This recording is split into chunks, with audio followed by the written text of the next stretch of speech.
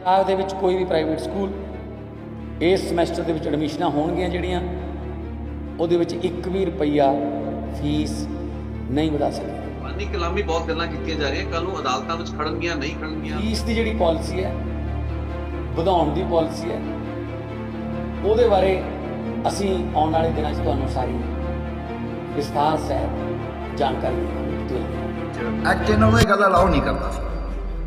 ਇਹ ਐਕਟ ਦੇ ਹੁਣ ਇਹ ਗੱਲ ਅਨਾਉਂਸ ਨਹੀਂ ਕਰ ਸਕਦੇ। ਐਕਟ ਨੂੰ ਪਹਿਲਾਂ ਅਮੈਂਡ ਕਰਦੇ, ਸੈਸ਼ਨ ਗਿਆ ਸੀ ਉਹਨੇ ਜੇ ਅਮੈਂਡ ਕਰ ਦਿੰਦੇ। ਇਹ ਸਿੱਖਿਆ ਮਹਿਕਮਾ ਇਸ ਦੀ ਅਮੈਂਡਮੈਂਟ ਦੀ ਪ੍ਰਪੋਜ਼ਲ ਬਣਾ ਦੇ ਐਕਟ ਦੀ ਕਿ 8% ਜੇ ਆ ਜਿਹੜਾ ਉਹ ਅਮੈਂਡਡ ਸੀ ਇਹ ਸਾਰਾ ਇਨ ਸੁਪਰਸੈਸ਼ਨ ਆਫ ਦੈਟ ਵੀ 3 ਸਾਲਾਂ ਬਾਅਦ ਫੀਸ ਵਧਾਇਆ ਕਰਨਗੇ ਤੇ ਇਹ ਕਮੇਟੀ ਦੇ ਸਾਹਮਣੇ ਜਸਟੀਫਾਈ ਕਰਿਆ ਕਰਨਗੇ। ਕਹਿਣ ਦੀ ਲੋੜ ਹੈ ਕਿ ਅਸੀਂ ਐਕਟ ਨੂੰ ਬਦਲਾਂਗੇ, ਜੋ ਕਿ ਪ੍ਰਕਾਸ਼ ਸਿੰਘ ਬਾਦਲ ਜਾਂ ਫਿਰ ਕੈਪਟਨ ਅਮਰਿੰਦਰ ਸਿੰਘ ਦੀ ਸਰਕਾਰਾਂ ਦੇ ਵਕਤ ਤੋਂ ਤੁਰਿਆ ਰਿਹਾ ਹੈ। ਸਕੂਲ ਪ੍ਰਾਈਵੇਟ ਜਿਹੜਾ ਉਹ ਕਿਸੇ ਖਾਸ ਦੁਕਾਨ ਦਾ ਐਡਰੈਸ ਨਹੀਂ ਦੇਵੇਗਾ ਕਿ ਐਸੇ ਦੁਕਾਨ ਤੋਂ ਕਿਤਾਬਾਂ ਖਰੀਦਣੀਆਂ ਨੇ ਜਾਂ ਵਰਦੀ ਖਰੀਦਣੀ ਆਇਆ ਵੀ ਵਰਦੀਆਂ ਦੇ ਵਿੱਚੋਂ ਵੀ ਤੇ ਕਿਤਾਬਾਂ ਦੇ ਵਿੱਚੋਂ ਵੀ ਤੇ ਟਰਾਂਸਪੋਰਟ ਦੇ ਵਿੱਚੋਂ ਵੀ ਮੇਨ ਪ੍ਰੋਫਿਟ ਦਾ ਸੋਰਸ ਬਣਾਇਆ ਹੋਇਆ ਸੀ। ਪ੍ਰਾਈਵੇਟ ਸਕੂਲ ਜਿਹੜੇ ਨੇ ਉਹਨਾਂ ਨੂੰ ਆਪਣੀਆਂ ਕਿਤਾਬਾਂ ਸਿਲੇਬਸ ਦੀਆਂ ਤੇ ਵਰਦੀਆਂ ਉਹ ਹਰੇਕ ਦੁਕਾਨ ਨੂੰ ਉਪਲਬਧ ਕਰਾਉਣੀਆਂ ਪੈਣਗੀਆਂ। ਕਈ ਸਕੂਲਾਂ ਨੇ ਇਹ ਕਰਿਆ ਹੋਇਆ ਜਿਵੇਂ ਫਸੇ ਕਿਵੇਂ ਵੀ ਰਿਪੇਅਰ ਤੇ ਖਰਚੇ ਦਿਖਾ ਦਿੰਦੇ ਜੀ। ਆ 17 ਲੱਖ ਦਾ ਫਰਨੀਚਰ ਖਰੀਦੇ, 2 ਸਾਲ ਬਾਅਦ ਉਹਦੇ 25 ਲੱਖ ਰਿਪੇਅਰ ਦਾ ਦਿਖਾ ਰਹੇ ਨੇ। ਆਹ ਹੈ ਠੱਗੀ। ਵੱਧ ਤਨਖਾਹ ਦਿਖਾ ਕੇ ਫੀਸਾਂ ਵੱਧ ਚਾਰਜ ਕਰ ਰਹੇ ਨੇ ਤੇ ਕਮੇਟੀ ਨੂੰ ਧੋਖਾ ਦੇ ਰਹੇ ਨੇ। ਜੇ ਸਹੀ ਗਾਈਡੈਂਸ ਸਰਕਾਰ ਨੂੰ ਨਹੀਂ ਮਿਲਦੀ ਤਾਂ ਸਰਕਾਰ ਫਿਰ ਇੱਕ ਵਾਰ ਗੱਚਾ ਪਾ ਸਕਦੀ ਹੈ। ਪ੍ਰਗਟ ਸਿੰਘ ਨੇ ਇਮਾਨਦਾਰੀ ਦਿਖਾ ਕੇ ਕਿ ਵੀ ਪੋਲੀਟੀਸ਼ੀਅਨ ਦਾਖਲ ਨਾ ਦੇਣ, ਉਹਨੇ 5 ਨੰਬਰ ਜਿਹੜੇ ਇੰਟਰਵਿਊ ਸੀ ਉਹ ਵੀ ਖਤਮ ਕਰਤੇ। ਯੂਨੀਵਰਸਿਟੀਆਂ ਨੂੰ ਦੇਤਾ ਵੀ ਤੁਸੀਂ ਕਰ ਦਿਓ। ਉਹਨਾਂ ਨੇ ਜੋ ਕਹਿਰ ਕਾਫਰੀ ਕਰੀ, ਮੈਂ ਅੱਜ ਤੱਕ ਆਪਣੇ ਜੀਵਨ 'ਚ ਇੰਨਾ ਮਤਲਬ ਗੜਬੜ ਨਹੀਂ। ਪ੍ਰਗਟ ਸਿੰਘ ਤੋਂ ਬਿਆਨ ਇਹ ਦਵਾਤਾ ਵੀ ਹੇਰਾਫੇਰੀ ਤਾਂ ਬਿਲਕੁਲ ਨਹੀਂ ਹੋਈ, ਪਰ ਅਸੀਂ ਫਿਰ ਵੀ ਇਨਕੁਆਇਰੀ ਕਰਾ ਰਹੇ ਹਾਂ। ਇਨਕੁਆਇਰੀ ਕੌਣ ਕਰ ਰਿਹਾ ਹੈ? ਜਿਹੜਾ ਸੈਕਟਰੀ ਜ਼ਿੰਮੇਵਾਰ ਹੈ ਉਹ ਸਾਰੀ ਗੜਬੜ ਦਾ।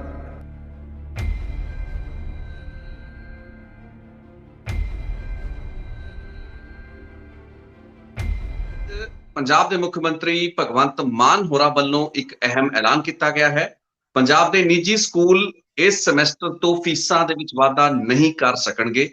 ਪੰਜਾਬ ਦੇ ਵਿੱਚ ਇੱਕ ਬਹੁਤ ਵੱਡਾ ਵਿਵਾਦਿਤ ਵਿਸ਼ਾ ਰਿਹਾ ਤੇ ਕਈ ਵਾਰ ਅਦਾਲਤਾਂ ਦੇ ਵਿੱਚ ਮਾਪਿਆਂ ਨੂੰ ਜਾਣਾ ਪਿਆ। ਕਈ ਜਿਹੜੇ ਪੇਰੈਂਟਸ ਜਥੇਬੰਦੀਆਂ ਨੇ ਕੁਝ ਸਾਲ ਪਹਿਲਾਂ ਵੀ ਇੱਕ ਬਹੁਤ ਲੰਬੀ ਚੌੜੀ ਕਾਨੂੰਨੀ ਲੜਾਈ ਲੜੀ, ਲੇਕਿਨ ਹੁਣ ਪੰਜਾਬ ਸਰਕਾਰ ਦਾ ਇਹ ਜਿਹੜਾ ਐਲਾਨ ਹੈ ਜਿਸ ਤਹਿਤ ਕਿ ਨਾ ਤਾਂ ਫੀਸਾਂ ਅਗਲੇ ਸਮੈਸਟਰ ਤੋਂ ਵਧਾਈਆਂ ਜਾਣਗੀਆਂ ਤੇ ਨਾ ਹੀ ਸਕੂਲ ਪਾਬੰਦ ਕਰ ਸਕਣਗੇ ਮਾਪਿਆਂ ਨੂੰ ਕਿਸੇ ਖਾਸ ਦੁਕਾਨ ਤੋਂ ਸਟੇਸ਼ਨਰੀ ਜਾਂ ਫਿਰ ਬੱਚਿਆਂ ਦੀਆਂ ਵਰਦੀਆਂ ਖਰੀਦਣ ਲਈ। ਸੋ ਪੰਜਾਬ ਸਰਕਾਰ ਦਾ ਇਹ ਫੈਸਲਾ ਹੈ ਤੇ ਪਾਲਿਸੀ ਛੇਤੀ ਆਏਗੀ, ਲੇਕਿਨ ਇਹ ਐਡਾ ਸੌਖਾ ਫੈਸਲਾ ਨਹੀਂ ਹੋਣ ਜਾ ਰਿਹਾ ਕਿਉਂਕਿ ਕੁਝ ਕਾਨੂੰਨੀ ਅੜਚਨਾ ਜੋ ਪੰਜਾਬ ਦੀ ਨੀਤੀ ਹੈ ਉਸ ਦੇ ਮੁਤਾਬਕ ਇਹ ਪੂਰਾ ਐਲਾਨ ਕਿੰਨਾ ਕੁ ਖਰਾ ਉਤਰ ਪਾਏਗਾ। ਇਸ ਉੱਤੇ ਗੱਲਬਾਤ ਕਰਾਂਗੇ। ਸਾਡੇ ਨਾਲ ਉੱਗੇ ਸਮਾਜਿਕ ਕਾਰਕੁਨ ਸੋਸ਼ਲ ਐਕਟਿਵਿਸਟ ਡਾਕਟਰ ਪਿਆਰੇ ਲਾਲ ਗਰਗ ਨੇ, ਜੋ ਕਿ ਪੰਜਾਬ ਅਤੇ ਹਰਿਆਣਾ ਹਾਈ ਕੋਰਟ ਵੱਲੋਂ ਪ੍ਰਾਈਵੇਟ ਸਕੂਲਾਂ ਦੀ ਫੀਸਾਂ ਦੇ ਵਿੱਚ ਵਾਧੇ ਨੂੰ ਲੈ ਕੇ ਜਦੋਂ ਵਿਵਾਦ ਮਾਨਯੋਗ ਅਦਾਲਤ ਦੇ ਸਾਹਮਣੇ ਆਇਆ ਸੀ ਤੇ ਇੱਕ ਹਾਈ ਪਾਵਰਡ ਕਮੇਟੀ ਜਿਹੜੀ ਬਣਾਈ ਗਈ ਸੀ ਉਸ ਦੇ ਮੈਂਬਰ ਸਨ ਤੇ ਇਸ ਪੂਰੇ ਮਾਮਲੇ ਨੂੰ ਕੇਸ ਨੂੰ ਬਹੁਤ ਹੀ ਗਹਿਰਾਈ ਦੇ ਵਿੱਚ ਸਟੱਡੀ ਕਰ ਚੁੱਕੇ ਨੇ। ਡਾਕਟਰ ਗਰਗ ਬਹੁਤ ਬਹੁਤ ਸਵਾਗਤ ਹੈ। ਸ਼ੁਕਰੀਆ ਜੀ, ਬਹੁਤ ਬਹੁਤ ਨਮਸਕਾਰ ਜੀ, ਸਤਿ ਸ੍ਰੀ ਅਕਾਲ ਜੀ। ਆਪਾਂ ਵੀ ਪਹਿਲਾਂ ਡਾਕਟਰ ਸਾਹਿਬ ਕਈ ਵਾਰ ਚਰਚਾਵਾਂ ਕੀਤੀਆਂ ਨੇ ਕਈ ਮੰਚਾਂ ਤੋਂ ਤੇ ਪ੍ਰਾਈਵੇਟ ਸਕੂਲਾਂ ਨੂੰ ਲੈ ਕੇ ਬਹੁਤ ਰੌਲਾ ਰਿਹਾ, ਲੇਕਿਨ ਮੁੱਖ ਮੰਤਰੀ ਦਾ ਇਹ ਐਲਾਨ ਇਸ ਨੂੰ ਤੁਸੀਂ ਮੁੱਢਲੇ ਤੌਰ ਤੇ ਕਿਵੇਂ ਵੇਖਦੇ ਹੋ? ਤੇ ਕਾਨੂੰਨੀ ਤਕਾਜ਼ੇ ਤੋਂ ਸੁਪਰੀਮ ਕੋਰਟ ਦੇ ਫੈਸਲੇ ਰਹੇ ਨੇ, ਹਾਈ ਕੋਰਟ ਦੇ ਫੈਸਲੇ ਰਹੇ ਨੇ, ਤੁਸੀਂ ਵੀ ਕਮੇਟੀ ਦੇ ਵਿੱਚ ਰਹੇ ਹੋ। ਪੰਜਾਬ ਸਰਕਾਰ ਦੀ ਇੱਕ ਨੀਤੀ ਹੈ ਤੇ ਇੱਕ ਨਵੀਂ ਨੀਤੀ ਸਰਕਾਰ ਸ਼ਾਇਦ ਛੇਤੀ ਲੈ ਕੇ ਆਏਗੀ। ਇਹ ਕਿ ਪੂਰਾ ਦਾ ਪੂਰਾ ਫੈਸਲਾ ਕਾਨੂੰਨੀ ਕਸਲਵੱਟੀ ਉੱਤੇ ਕਸੌਟੀ ਉੱਤੇ ਕਿੱਡਾ ਕੁ ਖਰਾ ਉਤਰੇਗਾ? ਕੋਈ ਕਾਨੂੰਨੀ ਅੜਚਨ ਵੇਖਦੇ ਹੋ ਇਸ ਫੈਸਲੇ ਦੇ ਸਾਹਮਣੇ? ਦੇਖੋ, ਪਹਿਲੀ ਗੱਲ ਇਹ ਹੈ ਵੀ ਜੇ ਇਸ ਨੂੰ ਅਸੀਂ ਪੈਂਦੀ ਸੱਟੇ ਦੇਖੀ ਤਾਂ ਫੈਸਲਾ ਲੋਕਾਂ ਦੇ ਹੱਕ 'ਚ ਹੈ, ਚੰਗਾ ਹੈ। ਔਰ ਪ੍ਰਾਈਵੇਟ ਇੰਸਟੀਟਿਊਸ਼ਨ ਜਿਹੜੀਆਂ ਨੇ ਉਹ ਬਹੁਤ ਨਜਾਇਜ਼ ਤਰੀਕੇ ਨਾਲ ਜਿਹੜੀਆਂ ਫੀਸਾਂ ਵਧਾਉਂਦੀਆਂ ਨੇ, ਸਾਰੀਆਂ ਨਹੀਂ, ਕੁਛ ਨਾ ਕੁਛ ਤਾਂ ਕਾਫੀ ਹੈਗੀਆਂ ਐਸੀਆਂ, ਉਹਨਾਂ ਦੇ ਉੱਤੇ ਕੋਈ ਠੱਡ ਪੈਗੀ। ਉਹ ਫੀਸ ਦੇ ਉੱਤੇ ਬਹੁਤ ਦੁਖੀ ਨੇ ਲੋਕ ਤੇ ਐਜੀਟੇਸ਼ਨਾਂ ਵੀ ਕਰਦੇ ਰਹੇ ਨੇ। ਪਰ ਇਹਦੇ ਵਿੱਚ ਜਿਹੜਾ ਤੁਹਾਡਾ ਸਵਾਲ ਹੈ ਰਿਤੇਸ਼ ਜੀ ਕਿ ਕੀ ਕਾਨੂੰਨੀ ਕੋਈ ਅੜਚਨ ਪਏਗੀ, ਉਹ ਹੈਗੀ ਹੈ। ਜੇ ਉਹਨੂੰ ਠੀਕ ਤਰੀਕੇ ਨਾਲ ਨਾ ਹੈਂਡਲ ਕਰਿਆ ਗਿਆ ਤਾਂ ਉਹ ਕਾਫੀ ਵੱਡੀ ਬਣ ਸਕਦੀ ਹੈ ਜੀ। ਜਿਸ ਸਵਾਲ ਹੈ ਵਰਦੀਆਂ ਦੇ ਬਾਰੇ ਤੇ ਕਿਤਾਬਾਂ ਦੇ ਬਾਰੇ ਕਿ ਉਹ ਨਾ ਤਾਂ ਆਪ ਵੇਚਣਗੇ ਨਾ ਕੋਈ ਵਿਸ਼ੇਸ਼ ਦੁਕਾਨ ਦੱਸਣਗੇ ਜਿੱਥੋਂ ਵਰਦੀਆਂ ਜਾਂ ਕਿਤਾਬਾਂ ਖਰੀਦੀਆਂ ਜਾਣ।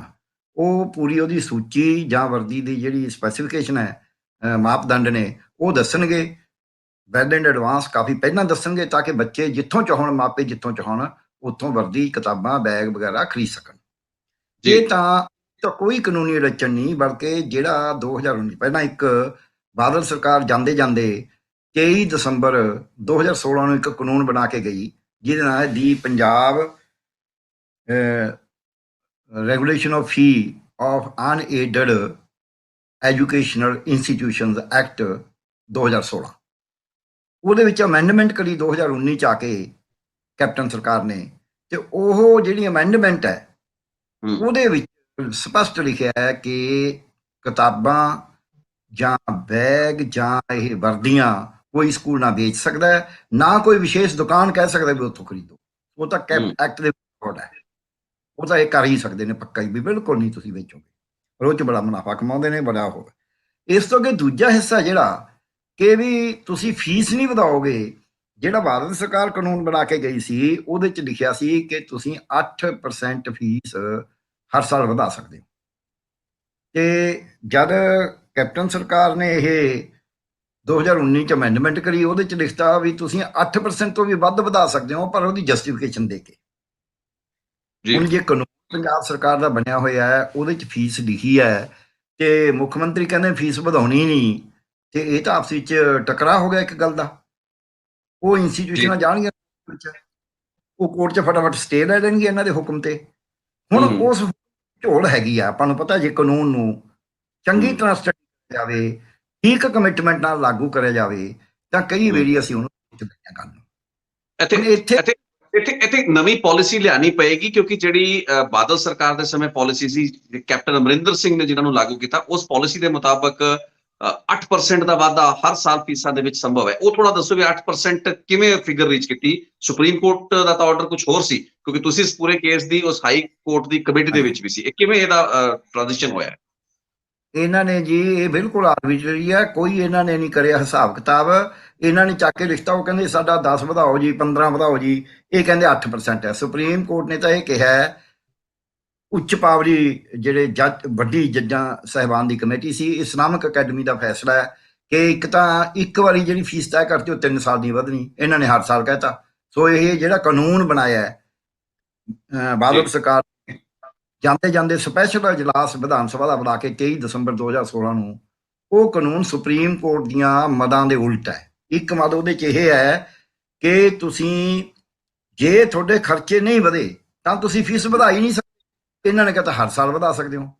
ਦੂਜਾ ਉਹਨਾਂ ਨੇ ਆਖਿਆ ਵੀ ਤੁਸੀਂ ਆਪਦੇ ਜਿੰਨਾ ਰਨਿੰਗ ਕਾਸਟ ਹੈ ਉਹਦੇ ਉੱਤੇ ਤੁਸੀਂ 5 ਤੋਂ 15% ਤੱਕ, 6 ਤੋਂ 15% ਤੱਕ ਸਰਪਲਸ ਜਨਰੇਟ ਕਰ ਸਕਦੇ ਹੋ ਜੀ। ਪਰ ਸਰਪਲਸ ਹੈ ਜਿਹੜੀ, ਉਹ ਤੁਸੀਂ ਸਿਰਫ ਉਸੇ ਐਜੂਕੇਸ਼ਨ ਇੰਸਟੀਟਿਊਸ਼ਨ ਦੇ ਵਾਸਤੇ ਵਰਤਣੀ ਹੈ, ਉਹਨੂੰ ਤੁਸੀਂ ਕਿਸੇ ਹੋਰ ਇੰਸਟੀਟਿਊਸ਼ਨ 'ਚ ਨਹੀਂ ਭੇਜ ਸਕਦੇ, ਤੁਸੀਂ ਸੁਸਾਇਟੀ ਨੂੰ ਨਹੀਂ ਦੇ ਸਕਦੇ, ਟਰਸਟ ਨੂੰ ਨਹੀਂ ਦੇ ਸਕਦੇ, ਤੁਸੀਂ ਕਿਸੇ ਵਿਅਕਤੀ ਹੈ ਉਹਦੀਆਂ ਕੰਡੀਸ਼ਨਸ ਤੈਅ ਕੀਤੀਆਂ ਗਈਆਂ ਵੀ ਤੁਸੀਂ ਜੇ ਕੀਤੀਆਂ ਹੋਈਆਂ ਨੇ।